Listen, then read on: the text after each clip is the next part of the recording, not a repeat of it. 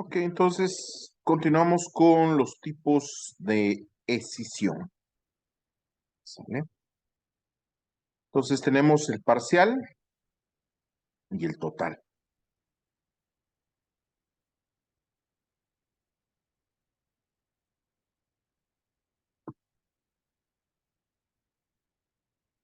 El parcial, la sociedad escindente transmite parte de su activo, pasivo y capital a una o más sociedades escindidas sin que se extinga.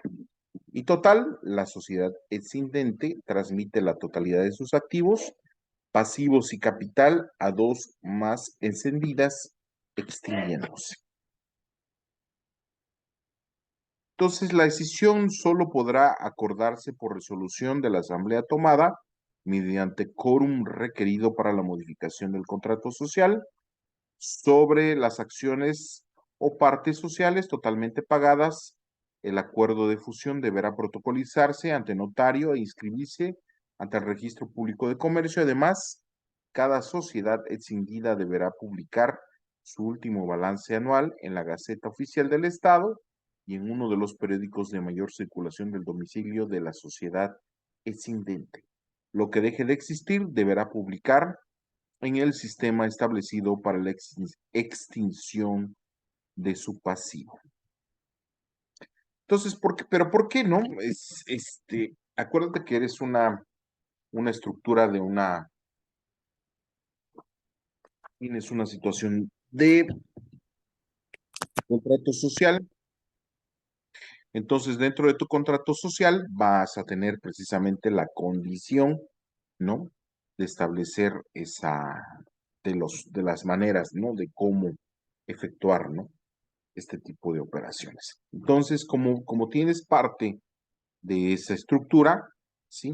Entonces se debe de antemano, pues la situación de avisar, ¿no? A la autoridad, en este caso, la autoridad para que tú funciones como una empresa legalmente constituida, pues debe estar dentro del registro público de comercio, ¿no? En este caso, no solamente tiene que publicarse ahí, sino también en la Gaceta Oficial del Estado y en uno de los periódicos de mayor circulación en el domicilio de la sociedad excedente. Entonces, precisamente, ¿para qué? Para que todos estén enterados y en el caso de que existan acreedores, pues los acreedores también se apersonen para cobrar las deudas que nosotros como sociedad les debemos. Ok, entonces, exindente. Es la sociedad que aporta una parte o la totalidad de su capital social, pasivos y activos a otra sociedad de nueva creación residente en el país. Escindidas son las sociedades de nueva creación que reciben una parte o la totalidad del capital social, activos y pasivos en bloque de otra sociedad. Ok. De aquí pasamos a la transformación, ¿sí? Y decimos que la transformación es un fenómeno jurídico por el medio del cual una sociedad mercantil cambia su estructura originaria por otra de las reconocidas por la legislación, conservando su personalidad jurídica inicial. ¿Sale? Entonces, hay un autor que se llama Mantilla, bueno, se apellida Mantilla Molina, dice que el hecho de que la sociedad conserve su personalidad significa que no hay extinción de una persona y creación de otra. Los efectos de la conservación de la personalidad jurídica de la sociedad, además del mencionado párrafo anterior, son que los derechos y obligaciones de la sociedad para con terceros continúen en la nueva sociedad, además de que los socios poseen en la nueva sociedad derechos proporcionales a los que poseían en la anterior. ¿Sale? Ok. Entonces, cambio en la modalidad del capital fijo o capital variable. La ley establece que las sociedades podrán transformarse en una sociedad de capital variable, pero esto denota un gran error, en opinión de los grandes autores, ya que, como definimos anteriormente, la transformación consiste en el cambio de la estructura jurídica de una sociedad para tomar una diferente. En cambio, al hablar del capital fijo o capital variable, se hace referencia a la modalidad que adopta el capital social y no la forma de la sociedad.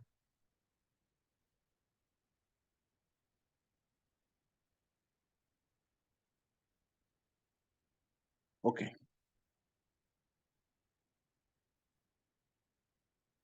Con esto damos por finalizado a la situación de manera genérica a todas y cada una de las sociedades mercantiles, ¿no? Estamos hablando de manera genérica de su estructura, de cómo están conformadas, qué es lo que se tiene que hacer en caso precisamente de que haya una escisión, de que haya una situación de liquidación y que se establezcan precisamente las condiciones necesarias para su disolución. Entonces, ahorita vamos a ver ya de manera específica a la sociedad anónima.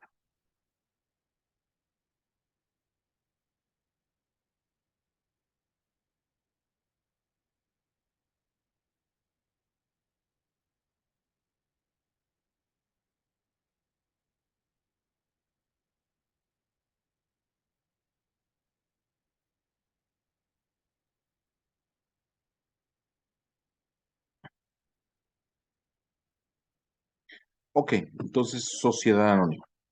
Sin duda, la sociedad anónima es la más importante de las sociedades mercantiles que existen en México, ya que es el ejemplo típico de las sociedades capitalistas con mayores ganancias, cuyos socios adquieren derechos y poderes en función de su participación en el capital social de la misma. En la actualidad, la mayoría de las empresas constituyen bajo esta figura jurídica por las desventajas competitivas que les otorga dentro de la industria refresquera, automovilística, cosmética, del vestido, del calzado, alimentos y de servicios, dentro de los que se incluyen transporte, hotelería, comunicaciones, telecomunicaciones terrestres y satelitales, que es necesario que conozcas todos sus aspectos legales, sobre todo a cuanto a su personalidad jurídica y estructura, para que puedas distinguir entre las funciones de sus órganos internos y su funcionamiento legal.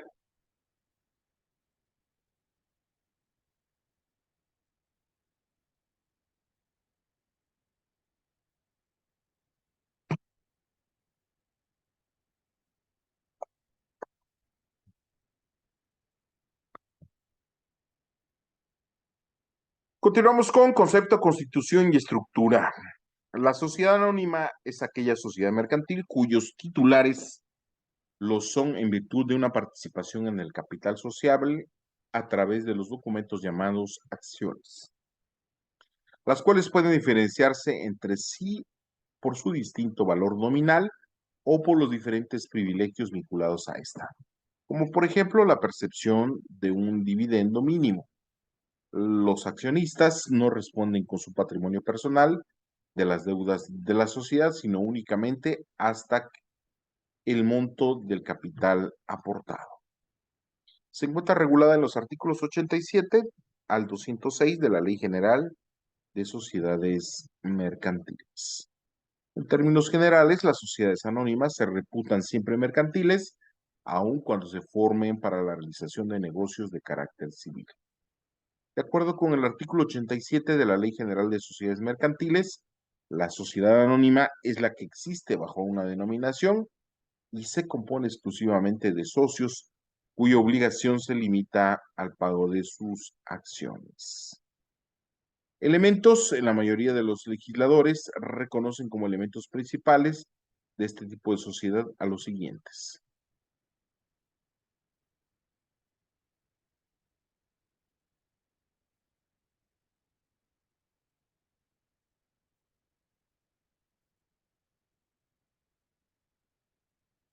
Ok, entonces tenemos los elementos. La mayoría de, de las legislaciones reconocen como elementos principales de este tipo de sociedad a los siguientes. Subjetivo, el elemento personal de este tipo de sociedad Lo componen los socios, quienes al momento de su creación aportan el capital y los bienes necesarios para su existencia, denominados socios fundadores. Posteriormente, los que vayan agregando reciben el nombre de socios participativos. ¿Sale? Ok. Entonces, respecto a eso, estamos hablando de subjetivo. Y cuando hablamos de objetivo, el elemento material de esta sociedad se encuentra en su nombre, capital y responsabilidad, las responsabilidades vinculadas al capital. Así, de acuerdo con estos elementos, sus características son las siguientes. Existe bajo una denominación social, tiene una estructura orgánica personal, ¿sí? División de capital social en acciones. Participación social incorporada en acciones que acreditan y transmiten el carácter de socio. Negociabilidad de las participaciones. Y la limitación de ser de responsabilidad de los socios frente a terceros según el pago de sus acciones.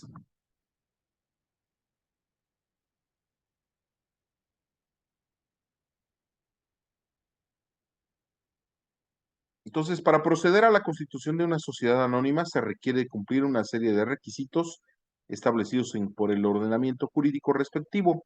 El artículo 89 de la Ley General de Sociedades Mercantiles señala los siguientes. Uno, un mínimo de 2 socios o accionistas y que cada uno de ellos suscriba una acción por lo menos. Dos, un capital social mínimo de 50,000 pesos. Tres, que se exhiba un dinero en efectivo cuando menos al 20% del valor de cada acción pagadera en numerario.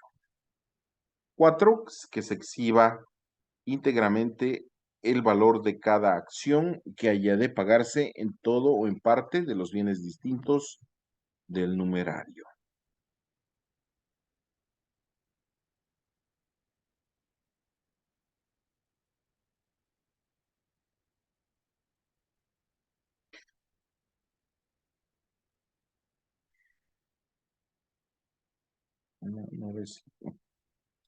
El acto de constitución de la sociedad anónima se realiza ante notario público y deberá constar en escritura pública.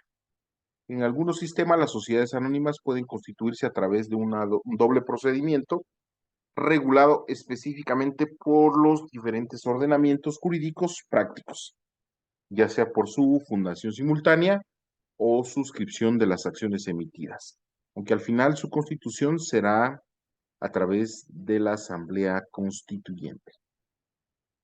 En México, las sociedades anónimas pueden constituir por cualquiera de los dos procedimientos establecidos en la ley regulatoria de forma pública o sucesiva.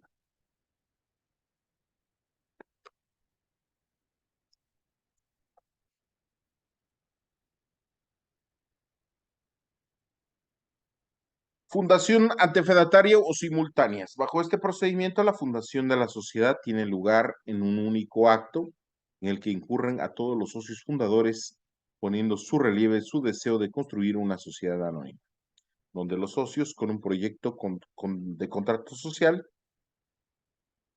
se estableció, acuden ante el notario o corredor público a realizar un acto de constitución. Se destaca el hecho de que el capital social que se integra en ese momento con la reputación de sus socios comparecientes y no necesita de participación del público.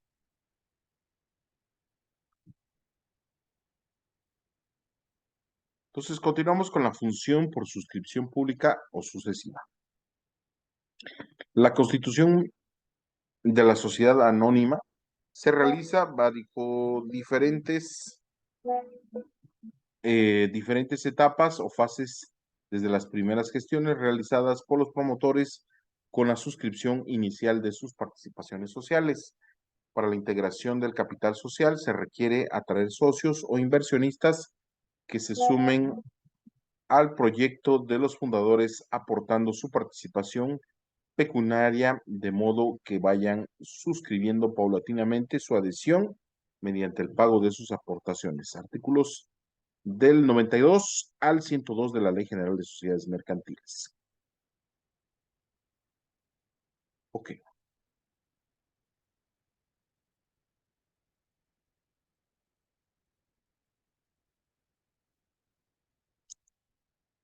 Entonces, la estructura de una sociedad anónima se encuentra delimitada de sus estatutos, los cuales establecen la creación de los órganos encargados de realizar las diferentes funciones para el logro de sus objetivos. Estos son Asamblea General de Socios, órgano de administración y órgano de vigilancia.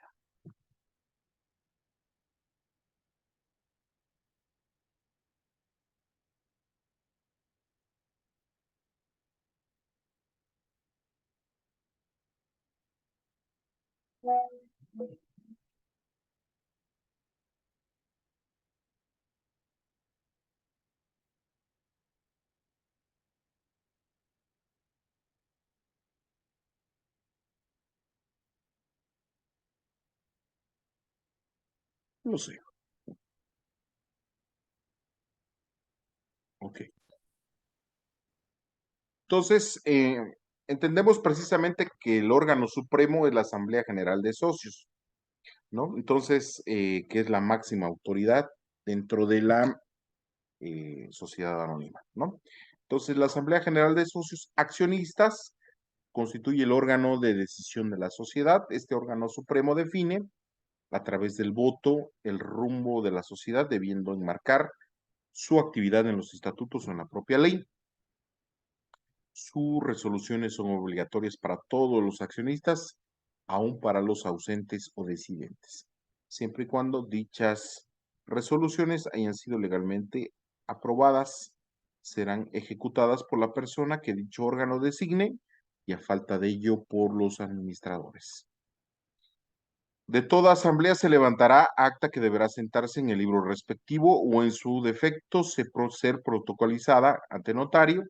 Estará firmada por el presidente, el secretario y los comisarios que concurran a ella. Entonces, como ven, aquí la situación es bastante fuerte porque no solamente la asamblea, pues obviamente que las decisiones que se tomen en la asamblea, pues van a ser válidas, ¿no? Porque estamos en presencia de todos los socios, ¿no? Que contribuyen o contribuyeron al capital social. Pero para que sea legal precisamente la situación de las actas de asamblea, deben estar debidamente registradas ante el Registro Público de Comercio.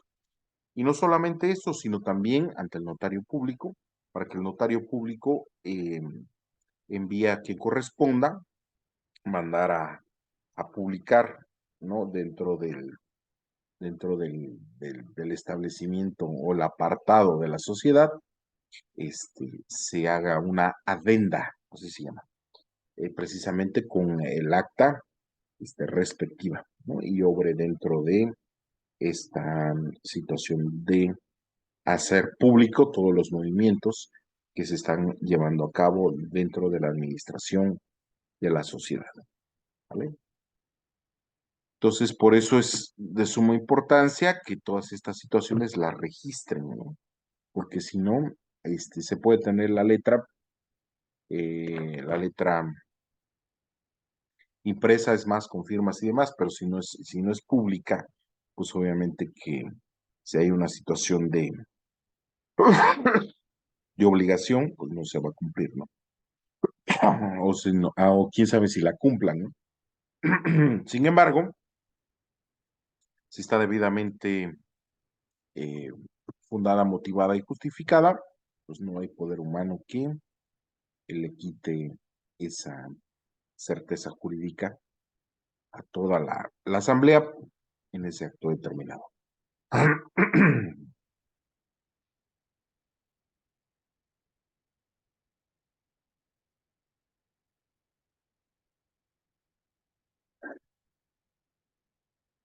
Las asambleas pueden ser generales o especiales. Las generales se conformarán con todos los socios en igualdad de derechos, mientras que las especiales, según el artículo 195 de la Ley General de Sociedades Mercantiles, se dan en el supuesto de categorías de accionistas y toda proposición que pueda perjudicar los derechos de cada una de ellas. Deberá ser aceptada previamente por la categoría afectada, reunida precisamente en asamblea especial, en la que se precisarán el quórum de asistencia y de votación que señala la ley para las asambleas extraordinarias. Dichas asambleas se rigen por las disposiciones de las generales y serán presididas por el accionista que designen los socios presentes. Entonces, los socios fundadores, una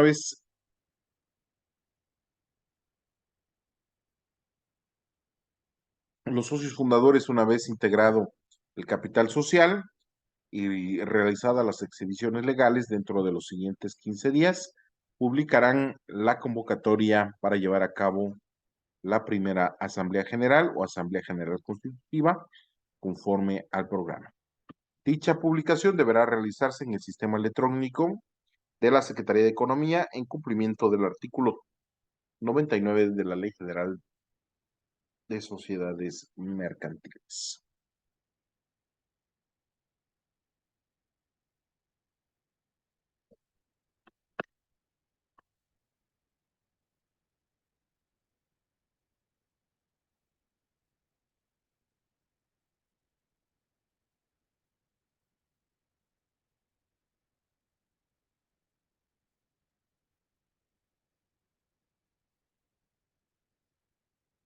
Asambleas constitutiva ordinaria, extraordinaria y especial. Asamblea constitutiva.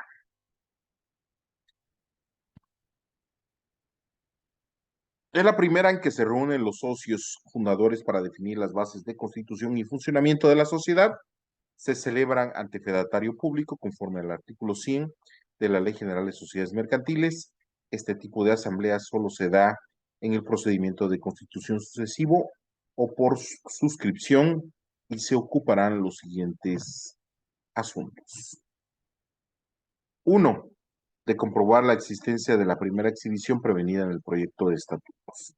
2. De examinar, en su caso aprobar, el avalúo de los bienes distintos del numerario que uno o más socios se hubiesen obligado a aportar.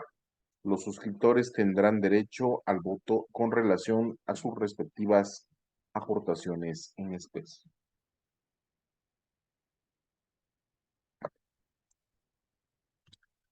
3. Deliberar acerca de la participación de los fundadores que se hubieran reservado en utilidades. 4. Hacer el nombramiento de los administradores y comisarios que hayan de funcionar durante el plazo señalado por los estatutos, con la designación de quienes de los primeros han de usar la firma social. Okay.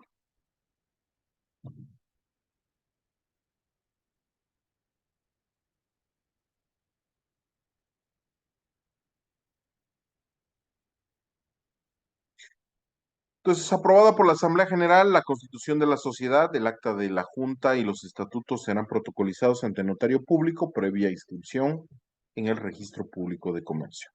Desde el punto de vista del autor Arturo Díaz Bravo, no existe en rigor una verdadera asamblea constitutiva, puesto que nunca se han constituido sociedades anónimas por suscripción pública y las llevadas a cabo en comparecencia ante el fedatario público no cumplen los requisitos establecidos en los propios estatutos, por lo que se trata simplemente de una multilateral expresión de voluntades, de la cual surgirá el clausado social con todas las consecuencias. Y así tenemos la asamblea ordinaria. ¿Sale? Son las que se reúnen para tratar de cualquier asunto que no sea de materia de conocimiento de las extraordinarias. Eso lo establece el artículo 180 y 181 de la Ley General de Sociedades Mercantiles.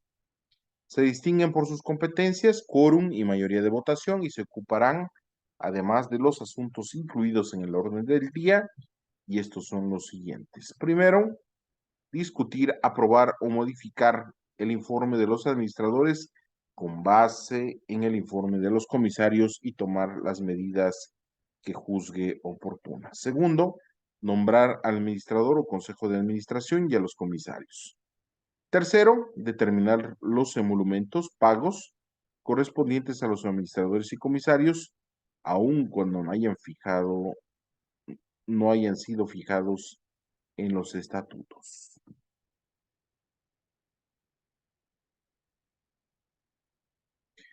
Asamblea extraordinaria, ¿no? Se reúne cuando sea necesario tratar en ella cualquier otro aspecto relacionado con la marcha del ente social y que la justifique, pero en especial lo relativo a la modificación de los estatutos sociales o bien realizar deliberaciones en relación con los diversos artículos de la sociedad, Ley General de Sociedades Mercantiles. Los asuntos reservados para las asambleas extraordinarias son los siguientes. Primero, prórroga de la duración de la sociedad. Segundo, disolución anticipada de la sociedad. Tercero, aumento o reducción del capital social. Cuarto, cambio de objeto de la sociedad. Quinto, cambio de nacionalidad de la sociedad. Sexto, transformación de la sociedad. Séptimo, transformación de la sociedad. Séptimo, fusión con otra sociedad. Octavo, emisiones de acciones privilegiadas.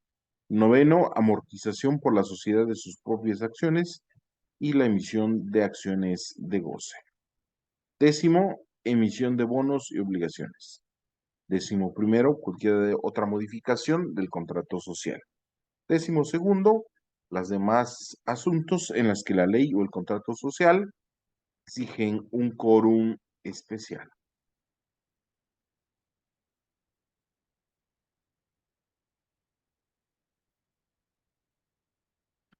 Ok, entonces dentro de esta determinación, la asamblea, ya vimos lo que es la asamblea general, ahorita vamos a ver la situación de la asamblea especial.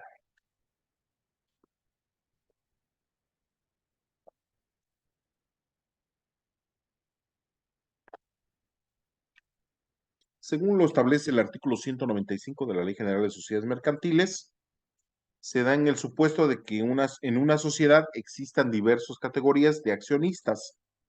Toda proposición pueda perjudicar los derechos de una de ellas deberá ser aceptada previamente por la categoría afectada, en las que se precisará el quórum de asistencia y de votación que la ley señala para las asambleas extraordinarias.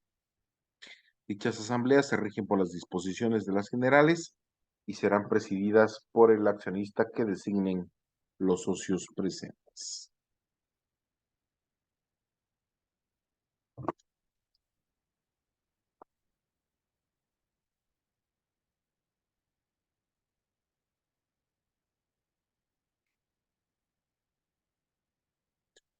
Continuamos con la convocatoria.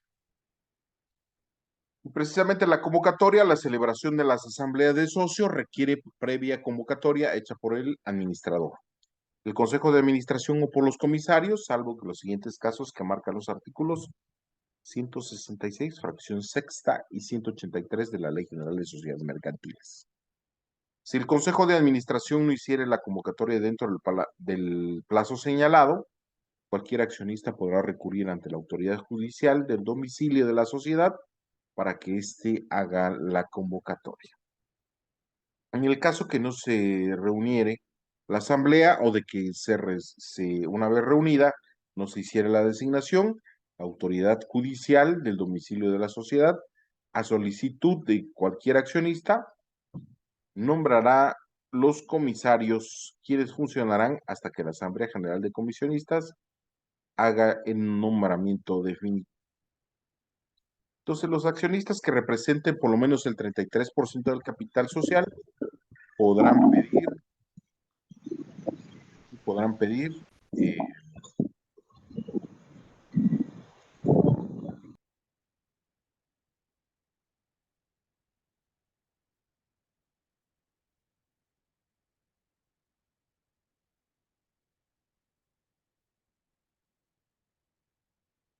por escrito en cualquier tiempo al administrador o al consejo de administración o a los comisarios la convocatoria de una asamblea general de accionistas para tratar a los asuntos que indiquen su petición. Si el administrador o consejo de administración o los comisarios se rehusaren a hacer la convocatoria o no la hicieren dentro del término de 15 días desde que se haya recibido la solicitud, la convocatoria podrá ser hecha por la autoridad judicial en el domicilio de la sociedad y a solicitud de quienes representen el 33% del capital social, exhibiendo el efecto los títulos de las acciones. La petición podrá ser hecha por el titular de una sola acción en cualquiera de sus casos siguientes. Primero, cuando no se haya celebrado ninguna asamblea durante 2 ejercicios consecutivos. Segundo, cuando las asambleas celebradas durante ese tiempo no se vayan, no se hayan ocupado de los asuntos que indica el artículo 181.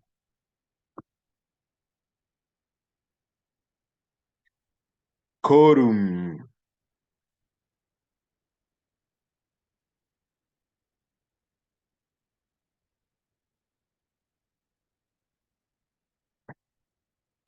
Entonces, todos los socios tienen derecho de asistir e intervenir en la formación de los acuerdos mediante el voto, excepto en los casos de restricciones siguientes.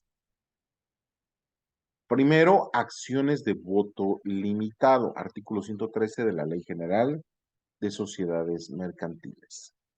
2, accionistas con interés contrario al de la sociedad en una operación determinada, artículo 196 de la Ley General de Sociedades Mercantiles. 3, voto de administradores y o comisarios que sean a la vez accionistas respecto de sus deliberaciones relativas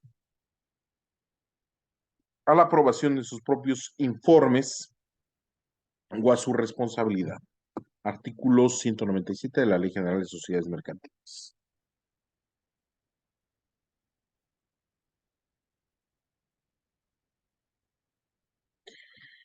Entonces, las ordinarias se reunirán en cualquier tiempo, por lo menos una vez al año, dentro de los 4 meses que sigan a la clausura del ejercicio social. Esto lo establece el artículo 181 de la Ley General de Sociedades Mercantiles. Se considera legalmente reunidas cuando se están representadas por la mitad del capital social y sus resoluciones serán válidas y son aprobadas por la mayoría de los votos presentes. Las extraordinarias en cualquier tiempo y el número de veces necesario. Artículo 182 de la Ley General de Sociedades Mercantiles. Para considerarse legalmente constituida deberán estar presentes las 3/4 partes del capital social. Sus resoluciones serán válidas cuando se adopten por voto de los accionistas que representen el 50% del capital social. En el domicilio social, salvo el caso fortuito o de fuerza mayor, de lo contrario serán nulas. Entonces, ¿qué quiere decir esto? Que se tienen que hacer precisamente en el domicilio donde se estableció la sociedad. En dado caso, pueden hacerla fuera de este edificio, sí, pero pues atiende a que los socios estén debidamente notificados y el acta o la convocatoria hecha por los socios esté también debidamente delimitada, ¿no? ¿Qué quiere decir esto? Que estén especificadas todas y cada una de las situaciones para llegar al inmueble y que el inmueble igual esté debidamente señalado como parte de donde se va a llevar a cabo la asamblea. Ok. Continuamos con órganos de administración.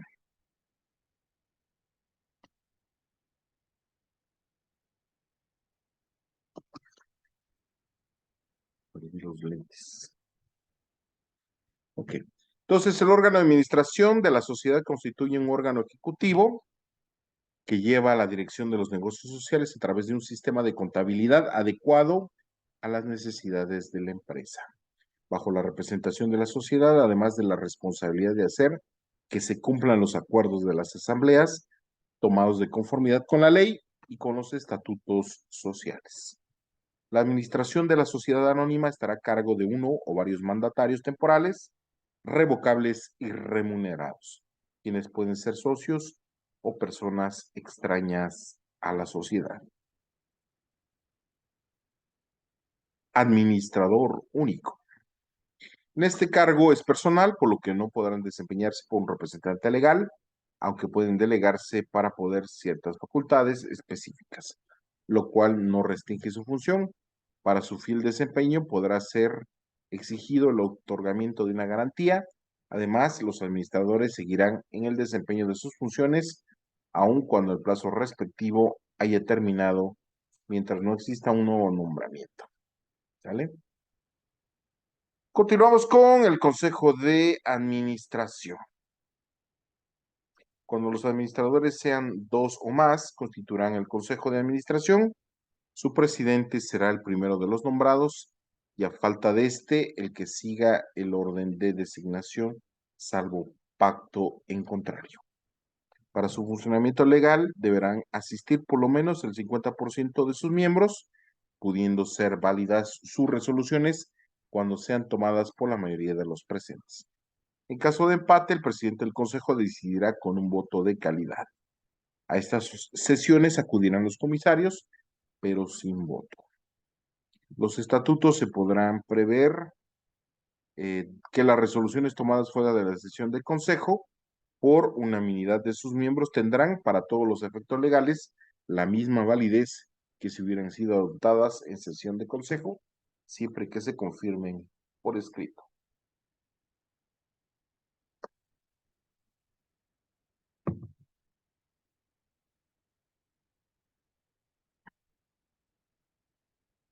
¿Cuáles son sus obligaciones? Gozarán de todas y cada una de las facultades en que forma expresa incluyen la escritura social y los estatutos sociales, además de las probables limitaciones a su cargo. Asimismo, tendrá amplias facultades para representar judicialmente y jurídicamente a la sociedad, siendo responsables en su obrar conforme al artículo 198 de la Ley General de Sociedades Mercantiles, por los actos de los propios de su encargo, por ejemplo, fracción primera de la realidad de las aportaciones hechas por los socios. Fracción segunda del cumplimiento de los requisitos legales y estatutarios de los establecidos con respecto a los dividendos que se pagan a los accionistas. Tercero, de la existencia y mantenimiento de los sistemas de contabilidad, control, registro, archivo o información que previene la ley. Del exacto cumplimiento de los acuerdos de las asambleas de accionistas. Entonces, en ese sentido, los administradores no son solidariamente responsables de las irregularidades cometidas por sus predecesores y a pesar de conocerlas, no las denuncian por escrito a los comisarios.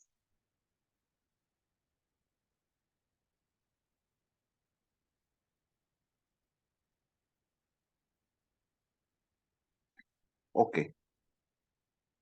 Entonces, en esa determinación entra el órgano de vigilancia.